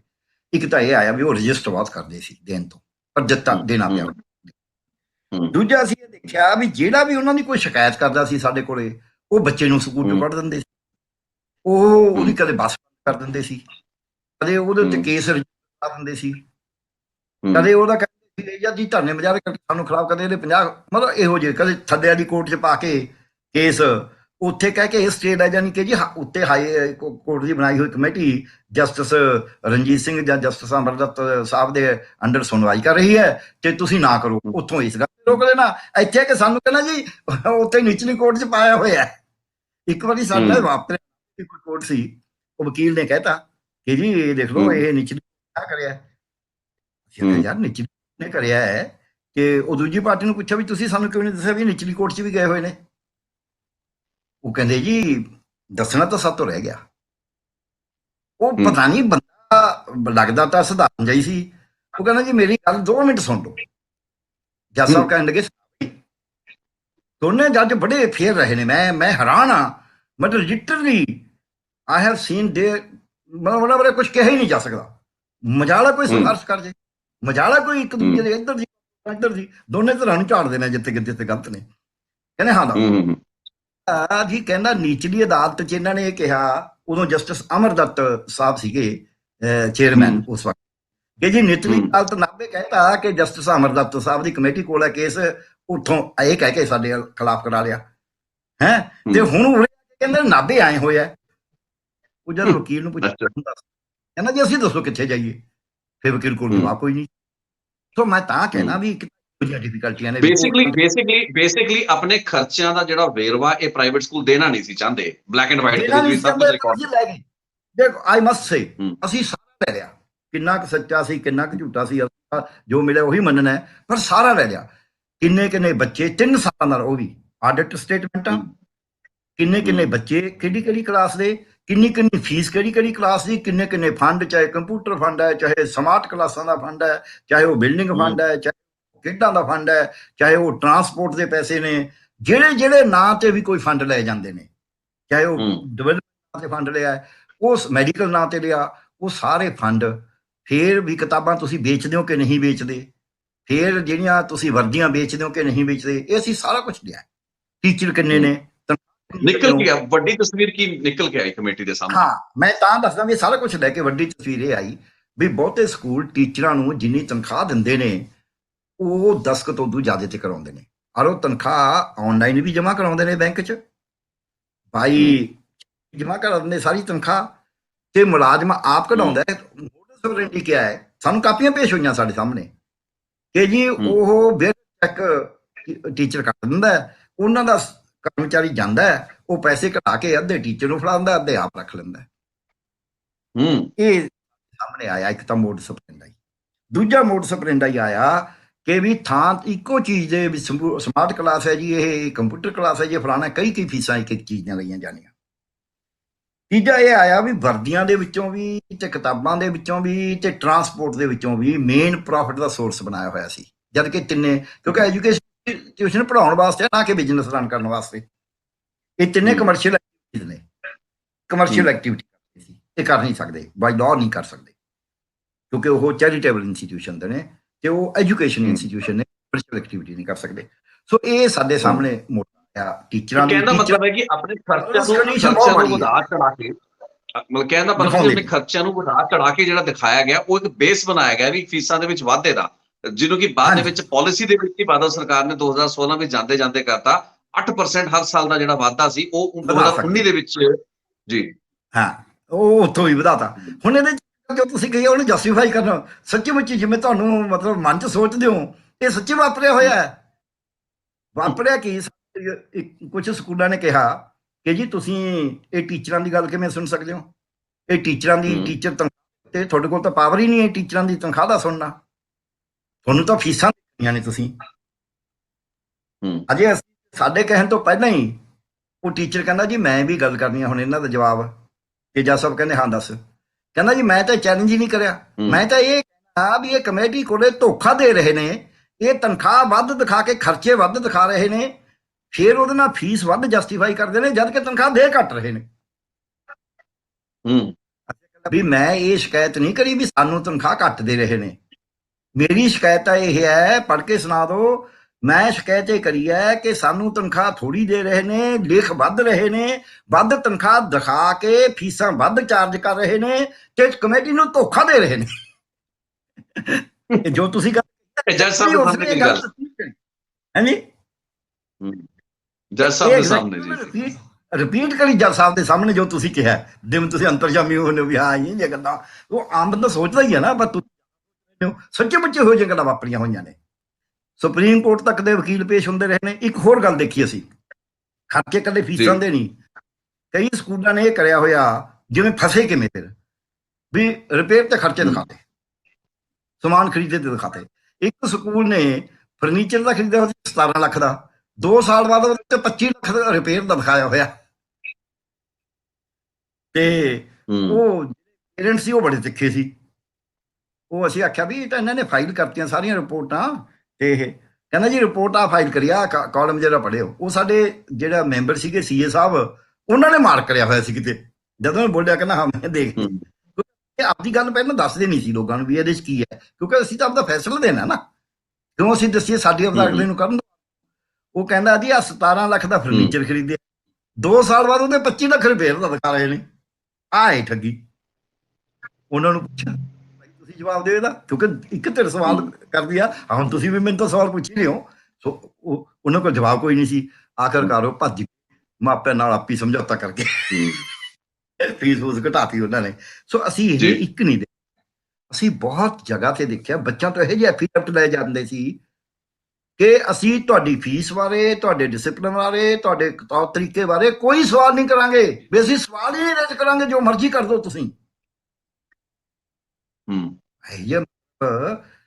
ਟੋਟਲ ਕਾਨੂੰਨ ਤੋੜਿਆ ਜਾ ਰਿਹਾ ਸੀ। ਉਹ ਤੋੜਨ ਵਾਲੇ ਸਾਰੇ ਨਹੀਂ ਹੁੰਦੇ, ਵਿੱਚ ਕੁਝ ਹੁੰਦੇ ਨੇ ਕਾਨੂੰਨ ਤੋੜਨ ਵਾਲੇ ਨੇ, ਉਹਨਾਂ ਨੇ ਚੋਰ ਮੋਰੀਆਂ ਵੀ ਰੱਖੀਆਂ ਹੁੰਦੀਆਂ ਨੇ, ਉਹ ਗਾਹਾਂ ਦੀ ਗਾਹਾਂ ਇਹ ਮਿਲ ਮਿਲਾ ਕੇ ਹੁੰਦਾ ਹੈ, ਕਿਉਂਕਿ ਬੋਰਡ ਇਹਦੇ ਵਾਸਤੇ ਬੋਰਡ ਕੋਲੋਂ ਕਰਨਾ, ਐਫੀਲੀਏਸ਼ਨ ਅਥਾਰਟੀ ਬੋਰਡ ਹੈ, ਸਰਕਾਰ ਸਿਰਫ ਐਨਓਸੀ ਦਿੰਦੀ ਹੈ। ਸਰਕਾਰ ਕੋਲ ਇੱਕ ਐਨਓਸੀ ਵਿਡਰਾ ਕਰ ਲੇ ਤੇ ਬੋਰਡ ਕੋਲ ਤਾਂ ਡਿਸਐਫੀਲੀਏਟ ਕਰਨ ਦਾ ਪਾਵਰ ਹੈ। ਔਰ ਜਿਹੜੀ ਮਾਨਯੋਗ ਸੁਪਰੀਮ ਕੋਰਟ ਨੇ ਤੇ ਹਾਈ ਕੋਰਟ ਨੇ ਲਿਖਿਆ ਵੀ ਇਸੇ ਕਰਕੇ ਰੈਗੂਲੇਟ ਕਰਨ ਦਾ ਅਧਿਕਾਰ ਹੈ, ਕਿਉਂਕਿ ਉਹ ਡਿਗਰੀ ਇਸੇ 'ਚ ਹੀ ਰੌਲਾ ਪੈਂਦਾ ਵੀ ਜਿਹੜੀਆਂ ਡੀਮਡ ਯੂਨੀਵਰਸਿਟੀਆਂ ਨੇ ਉਹ ਰੌਲਾ ਪਾਉਂਦੇ ਵੀ ਇਸ ਤਾਂ ਡਿਗਰੀ ਆਪਦੀ ਆਪੇ ਦਿੰਦੇ ਆ। ਫਿਰ ਉਹਦੇ ਤੇ ਜਵਾਬ ਆਇਆ ਵੀ ਤੁਹਾਨੂੰ ਇਹ ਸਟੈਚੂਰੀ ਪਾਵਰ ਸਰਕਾਰ ਨੇ ਦਿੱਤੀ ਹੈ, ਸੋ ਸਰਕਾਰ ਅਗੇਨ ਕੈਨ ਰੈਗੂਲੇਟ, ਤੁਸੀਂ ਯੂ ਡਰਾ your power degree only the statue of the government. ਜਿਹੜਾ ਤੁਹਾਡਾ ਡੀਮਡ ਯੂਨੀਵਰਸਿਟੀ ਦਾ ਕਾਨੂੰਨ ਗਵਰਨਮੈਂਟ ਦਾ ਸਟੈਚੂ ਹੈ, ਤੁਹਾਡਾ ਨਹੀਂ ਹੈ, ਉਹਨੇ ਤੁਹਾਨੂੰ ਪਾਵਰ ਦਿੱਤੀ, ਜਿਹਨੇ ਤੁਹਾਨੂੰ ਪਾਵਰ ਦਿੱਤੀ ਉਹ ਤੁਹਾਨੂੰ ਰੈਗੂਲੇਟ ਕਰ ਸਕਦਾ। ਇਹਦੇ ਮੈਡੀਕਲ ਕਾਲਜਾਂ 'ਚ ਡੀਮਡ ਯੂਨੀਵਰਸਿਟੀ ਕਹੇ ਕਿ 78 ਲੱਖ ਫੀਸ ਬਣਾਈ ਰੱਖੀ, ਅਦਰਵਾਈਜ਼ ਮੈਨੇਜਮੈਂਟ ਦੀ ਫੀਸ 41 ਲੱਖ ਬਣਾਈ, ਗਵਰਨਮੈਂਟ ਕੋਟੇ ਦੀ ਫੀਸ 13.5 ਲੱਖ ਸੀ, ਪਰ ਇੱਕ ਕਾਲਜ 78 ਲੱਖ 68 ਤੋਂ 78 ਲੱਖ ਫੀਸ ਸਾਰੇ ਦੇ ਸਾਰੇ ਬੱਚਿਆਂ ਦੀ ਲੈਂਦਾ ਰਿਹਾ, ਗਵਰਨਮੈਂਟ ਕੋਟੇ ਦੀ ਵੀ, ਦੂਜੇ ਦੀ ਵੀ। ਮੈਂ ਤਾਂ ਜੀ ਡੀਮਡ ਯੂਨੀਵਰਸਿਟੀਆਂ ਸਰਕਾਰ ਨਹੀਂ ਡਰੀ ਉਹਦੇ ਤੇ, ਇਹ ਮੈਡੀਕਲ ਕਾਲਜ। ਸੋ ਮੈਂ ਤਾਂ ਕਹਿਣਾ ਵੀ ਮੈਂ ਐ ਨਹੀਂ ਹੈ ਵੀ ਮੈਂ ਉਦਾਂ ਹੀ ਸਰਕਾਰ 'ਚ ਜਿਹੜੀ ਫੰਕਸ਼ਨਿੰਗ ਹੈ ਉਹ ਤੇ ਕਿਤੇ ਨਾ ਕਿਤੇ ਵੱਡੇ ਸਵਾਲ ਹੈਗੇ ਨੇ, ਕਿਉਂ ਕਾਗਜ਼ ਤੱਕੀ ਜਾਂਦਾ ਬਾਬੂ, ਗਾਹਾਂ ਦੀ ਗਾਹਾਂ ਵੈਸਟਰਨ ਇੰਟਰਸਟ ਕੰਮ ਕਰਦੇ ਹਰ ਪਾਸੇ ਹੈਗੇ ਨੇ, ਇਨਕੁਆਰੀ ਨਹੀਂ ਕਰਦਾ, ਤੁਸੀਂ 100 ਸ਼ਿਕਾਇਤ ਕਰ ਲਓ। ਸੋ ਮਚ ਸੋ ਇੱਕ ਵਾਰੀ ਆਈਐਸ ਅਫਸਰ ਨੇ ਇਨਕੁਆਰੀ ਕਰਕੇ ਵੀ ਸਾਬਤ ਕਰਤਾ ਵੀ ਹਾਂ ਇਹ ਗੜਬੜ ਹੋਈ ਹੈ। ਉਹ ਬੰਦੇ ਨੂੰ 4 ਲੱਖ ਰੁਪਇਆ ਭਰਨਾ ਵੀ ਪਿਆ, ਐਜੂਕੇਸ਼ਨ ਦੀ ਗੱਲ ਹੈ, ਪਰ ਇਸ ਦੀ ਸਕੂਲਾਂ ਦੀ ਨਹੀਂ, ਉਹ ਹਰ ਐਜੂਕੇਸ਼ਨ ਦਾ 4 ਲੱਖ ਰੁਪਇਆ ਉਹਨੂੰ ਭਰਨਾ ਵੀ ਪਿਆ, ਇਹਦੇ ਬਾਵਜੂਦ ਉਹਨੂੰ ਕੁਝ ਨਹੀਂ ਕਿਹਾ। ਤੁਹਾਡੇ ਸਾਹਮਣੇ ਏਡੀਆਂ ਘਪਲੇ ਆ ਜਾਣ, ਤੁਸੀਂ ਕਹਿਣਾ ਕੁਛ ਨਹੀਂ ਉਸ ਨੂੰ, ਸਰਕਾਰਾਂ ਸਾਰੀਆਂ ਬਦਲਦੀਆਂ ਰਹਿੰਦੀਆਂ ਨੇ, ਫਿਰ ਠੀਕ ਹੈ, ਫਿਰ ਚੋਰੀ ਹੋਣੀ ਹੋਈ ਆ ਨਾ। ਅੱਜ ਵੀ ਤੁਹਾਡੇ ਉਹ ਬੰਦਾ ਲੱਗਿਆ, ਤੁਹਾਡਾ ਅੱਜ ਦਾ ਜਿਹੜਾ ਡਰ ਹੈ ਤੁਹਾਡਾ ਤਾਂ ਵੀ ਸਰਕਾਰ ਦੀ ਨੀਅਤ ਜਿੰਨੀ ਮਰਜ਼ੀ ਸਾਫ਼ ਕਿਉਂ ਨਾ ਹੋਵੇ, ਲੇਕਿਨ ਆ ਜਿਹੜੀ ਅਫਸਰਸ਼ਾਹੀ ਇੱਕ ਮਾਫੀਆ ਜਿਹੜਾ ਆਪਰੇਟ ਕਰਦਾ ਹੈ ਅਫਸਰਾਂ ਦੇ ਵਿੱਚ, ਜਿਹੜੇ ਖਾਸ ਕਰਕੇ ਕਿਸੇ ਮਹਿਕਮੇ ਦੇ ਨਾਲ ਬੀਤੇ ਕਈ ਦਹਾਕਿਆਂ ਤੋਂ ਇੱਥੇ ਬੈਠੇ ਨੇ, ਉਹ ਕਿਤੇ ਨਾ ਕਿਤੇ ਅੜਿੱਕਾ ਬਣਨਗੇ ਇਸ ਫੈਸਲੇ ਦੇ ਅੱਗੇ ਵੀ, ਇਹ ਦਿੱਕਤਾਂ ਆਉਣਗੀਆਂ। ਹਾਲਾਤ ਅਜਿਹੇ ਬਣਾਤੇ ਜਾਣਗੇ ਵੀ ਅਦਾਲਤਾਂ ਦੇ ਵਿੱਚ ਚੁਣੌਤੀਆਂ ਮਿਲਣ, ਤੇ ਜੇ ਸਹੀ ਗਾਈਡੈਂਸ ਸਰਕਾਰ ਨੂੰ ਨਹੀਂ ਮਿਲਦੀ ਤਾਂ ਸਰਕਾਰ ਫਿਰ ਇੱਕ ਵਾਰ ਗੱਚਾ ਖਾ ਸਕਦੀ ਹੈ। ਹਾਂਜੀ ਬਿਲਕੁਲ, ਬਲਕਿ ਉਹਨਾਂ 'ਚ ਕਈ ਵੈਸਟਰਨ ਇੰਟਰਸਟ ਹੋ ਸਕਦੇ ਨੇ, ਕਈ ਵਾਰ ਉਹ ਦੂਜੀਆਂ ਪਾਰਟੀਆਂ ਨਾਲ ਵੀ ਰਲਦੇ ਨੇ ਵੀ ਯਾਰ ਪੈਨੇ ਨੂੰ ਖਰਾਬ ਕਰੋ, ਸਾਰੇ ਤਾਂ ਕੋਈ ਖੈਰ ਨਹੀਂ ਹੁੰਦੇ, ਸਰਕਾਰ ਤੋਂ ਬਸ ਡਰਦੀ ਨੇ। ਸੋ ਇਹ ਗੱਲ ਦੇ ਉੱਤੇ ਜਦ ਤੱਕ ਜਿਹੜੇ ਹੁਣ ਤੁਸੀਂ ਦੇਖੋ, ਮੈਂ ਛੋਟੀ ਜਿਹੀ ਗੱਲ ਹੈ ਇਹ ਕਈ ਵਾਰੀ ਕਹਿ ਚੁੱਕਿਆ, ਪਰ ਹੁਣ ਵੀ ਕਹਿਣੀ ਜ਼ਰੂਰੀ ਹੈ ਇਸ ਤੇ ਵੀ, ਮੈਨੂੰ ਕਿਉਂ ਖਦਸ਼ਾ, ਪ੍ਰਗਟ ਸਿੰਘ ਨੇ ਟੋਟਲ ਇਮਾਨਦਾਰੀ ਦਿਖਾ ਕੇ ਕਿ ਵੀ ਪੋਲੀਟੀਸ਼ੀਅਨ ਦਾਖਲ ਨਾ ਦੇਣ, ਉਹਨੇ 5 ਨੰਬਰ ਜਿਹੜੇ ਇੰਟਰਵਿਊ ਸੀ ਉਹ ਵੀ ਖਤਮ ਕਰਤੇ, ਯੂਨੀਵਰਸਿਟੀਆਂ ਨੂੰ ਦੇਤਾ ਵੀ ਤੁਸੀਂ ਕਰ ਲਓ। ਉਹਨਾਂ ਨੇ ਜੋ ਕਹਿਰ ਕਾਫਰੀ ਕਰੀ, ਮੈਂ ਅੱਜ ਤੱਕ ਆਪਦੇ ਜੀਵਨ 'ਚ ਇੰਨਾ ਮਤਲਬ ਗੜਬੜ ਨਹੀਂ ਹੋਈ ਦੇਖੀ ਕਦੇ। ਕਿ 2.5-3 ਮਹੀਨਿਆਂ 'ਚ ਹਾਂ 2.5-3 ਮਹੀਨਿਆਂ 'ਚ, ਔਰ ਜਿਹੜੀ ਜਦ ਹਾਈ ਕੋਰਟ ਨੇ ਬਹੁਤ ਕੁਝ ਕਿਹਾ, ਸੁਖਬੀਰ ਬਾਦਲ ਨੇ ਬਿਆਨ ਦਿੱਤਾ ਵੀ ਇਹ ਇੱਥੇ ਹੇਰਾਫੇਰੀ ਹੋਈ ਹੈ, ਪ੍ਰਗਟ ਸਿੰਘ ਤੋਂ ਬਿਆਨ ਇਹ ਦਵਾਤਾ ਵੀ ਹੇਰਾਫੇਰੀ ਤਾਂ ਬਿਲਕੁਲ ਨਹੀਂ ਹੋਈ, ਪਰ ਅਸੀਂ ਫਿਰ ਵੀ ਇਨਕੁਆਰੀ ਕਰਾ ਰਹੇ ਹਾਂ। ਇਨਕੁਆਰੀ ਕੌਣ ਕਰ ਰਿਹਾ? ਜਿਹੜਾ ਸੈਕਟਰੀ ਜ਼ਿੰਮੇਵਾਰ ਹੈ ਉਹ ਸਾਰੀ ਗੜਬੜ ਦਾ, ਉਸ ਦਿਨ ਇਨਕੁਆਰੀ ਦਿੱਤੀ। ਮਤਲਬ ਸਾਡੇ ਸਰਕਾਰਾਂ ਨੂੰ, ਲੀਡਰਾਂ ਨੂੰ ਇਹ ਨਹੀਂ ਸਮਝ ਆਉਂਦਾ ਵੀ ਅਸਲ ਦੇ ਵਿੱਚ ਫੜਨ ਵਾਲੇ ਲੋਕ ਕੌਣ ਨੇ, ਕਿ ਜਿਹੜੇ ਖਰਾਬ ਕਰ ਰਹੇ ਨੇ ਸਿਸਟਮ ਨੂੰ, ਉਹ ਕੌਣ ਨੇ, ਪਹਿਲਾਂ ਉਹਨਾਂ ਤੋਂ ਦੂਰ ਹੋ, ਫਿਰ ਇਸ ਤਰੀਕੇ ਦੇ ਬਦਲਾਅ ਦੀ ਗੱਲ ਕੀਤੀ ਜਾਏ। ਕਿਉਂਕਿ ਗੋਡੇ ਮੁੱਢ ਬੈਠ ਕੇ ਨਾ ਸਾਰਾ ਏਦਾਂ ਕਰਦੀ ਹੈ। ਮੈਨੂੰ ਜਦ ਮੈਂ ਸਰਵਿਸ ਜੁਆਇਨ ਕਰੀ ਨਾ, ਅਸੀਂ ਸਿੱਧੇ ਅਫਸਰ ਭਰਤੀ ਹੋਏ, ਤੇ ਮੈਨੂੰ ਪਹਿਲੀ ਸਿੱਖਿਆ ਇਹ ਦਿੱਤੀ ਵੀ ਜਦ ਕੋਈ ਤੁਹਾਡੇ ਕੋਲੇ ਬਾਬੂ ਆ ਕੇ 4 ਵਾਰੀ ਜਨਾਬ ਕਹੇ ਤੇ ਸਮਝ ਲਓ ਵੀ ਕੋਈ ਗੜਬੜ ਹੈ। ਉਹ ਜਿਹਨੂੰ ਕਹਿੰਦੇ ਆਗ ਕਾ ਦਰਿਆ ਹੈ ਔਰ ਤੈਰ ਕੇ ਜਾਣਾ ਹੈ ਵਾਲਾ ਕੰਮ ਹੈ ਨਾ, ਇਸ ਅਫਸਰਸ਼ਾਹੀ ਦੇ ਨਾਲ ਡੀਲ ਕਰਨ ਦੀ ਗੱਲ ਹੈ। ਬਹਿਰਹਾਲ ਬਹੁਤ ਧੰਨਵਾਦ। ਮੈਂ ਇੱਕ ਲਾਈਨ ਤੇ ਇਸ ਨੋਟ ਤੋਂ ਪਹਿਲਾਂ ਇੱਕ ਲਾਈਨ ਹੋਰ ਦੱਸ ਦਿੰਦਾ, ਜਿੰਨਾ ਇਹਨਾਂ ਦੀ ਉਹ ਹਾਲਤ ਹੈ ਜੋ ਮੇਰੀ ਸੀ ਕਿਸੇ ਜ਼ਮਾਨੇ 'ਚ, ਉਹ ਪੇਪਰ ਲੀਕ ਦਾ ਮਾਮਲਾ ਤੁਹਾਨੂੰ ਪਤਾ ਹੈ। ਮੈਨੂੰ ਕਿਸੇ ਨੇ ਪੁੱਛਿਆ, ਕਾਨਫਰੰਸ 'ਚ ਪੁੱਛਿਆ ਗਿਆ ਵੀ ਤੁਹਾਡਾ ਹਾਲ ਕੀ ਸੀ ਪੇਪਰ ਲੀਕ 'ਚ, ਇੰਨਾ ਮਤਲਬ ਇਹ ਤਾਂ ਬਹੁਤ ਟੈਨਸ਼ਨ ਵਾਲਾ ਕੰਮ ਸੀ। ਮੈਂ ਉਹਨਾਂ ਨੂੰ ਜੋ ਕਿਹਾ, ਮੈਨੂੰ ਨਹੀਂ ਪਤਾ ਇਹ ਇੱਥੇ ਚੰਗਾ ਲੱਗੂ, ਮੈਂ ਪਰ ਕਿਉਂਕਿ ਪ੍ਰੈਸ ਕਾਨਫਰੰਸ 'ਚ ਆਲਰੇਡੀ ਕਿਹਾ ਸੀ, ਮੈਂ ਸਾਡਾ ਤਾਂ ਇਹ ਹਾਲ ਸੀ ਵੀ ਇੱਕ 20 ਸਾਲ ਦੀ ਕੁੜੀ ਹੈ, ਉਹਦੇ ਪਿੱਛੇ ਲੱਗੇ ਹੋਏ ਨੇ 100 ਗੁੰਡੇ, ਉਹ ਕਹਿੰਦੇ ਨੇ ਅਸੀਂ ਤੇਰਾ ਸੱਤ ਭੰਗ ਕਰਨਾ ਹੈ, ਤੇ ਉਹ ਕੁੜੀ ਕਹਿੰਦੀ ਆ ਵੀ ਮੇਰਾ ਨਾ ਸਿਦਕ ਤੇ ਸਿਰੜ ਤੇ ਸਬਰ ਏਡਾ ਤਕੜਾ ਹੈ, ਤੁਸੀਂ ਗੁੰਡੇ ਜ਼ੋਰ ਲਾ ਲਓ ਤੇ ਮੈਂ ਬਚ ਕੇ ਜਾਊਂ, ਜੋ ਬਚ ਕੇ ਨਿਕਲੀ। ਭਗਵੰਤ ਮਾਨ ਨੂੰ ਇਹ ਸੋਚਣਾ ਪਏਗਾ। ਆਸ ਕਰਦੇ ਹਾਂ ਕਿ ਇਹ ਸਰਕਾਰ ਤੇ ਇਸ ਦੇ ਜਿਹੜੇ ਫੈਸਲੇ ਨੇ ਉਹ ਵੀ ਇਸ ਅਗਨੀ ਪ੍ਰੀਖਿਆ ਦੇ ਵਿੱਚੋਂ ਇਸੇ ਤਰੀਕੇ ਨਾਲ ਸਬੂਤੇ ਤੇ ਸਾਫ਼ ਸੁਥਰੇ ਤਰੀਕੇ ਨਾਲ ਨਿਕਲ ਪਾਉਣਗੇ। ਡਾਕਟਰ ਗਰਗ ਬਹੁਤ ਬਹੁਤ ਧੰਨਵਾਦ ਜੀ ਸਾਡੇ ਨਾਲ ਇਸ ਗੱਲਬਾਤ ਕਰਨ ਲਈ।